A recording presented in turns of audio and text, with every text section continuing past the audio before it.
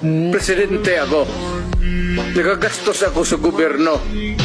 Bakit ako magbubuhay sa mga putang inang yan? Ikaw yung pera na ipapakain ko dyan sa preso, ibigay ko na lang doon sa mga tao dyan sa walang bigat. So mas okay Walang kung trabaho. patayin sila kesa Wala ipreso akong sila. pakialam dyan sa kriminal, ma'am.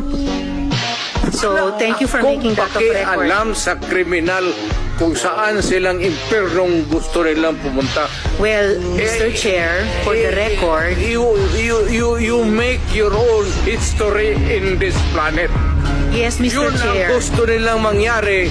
Doon sila sa impyerno at doon tayo magkita. Well,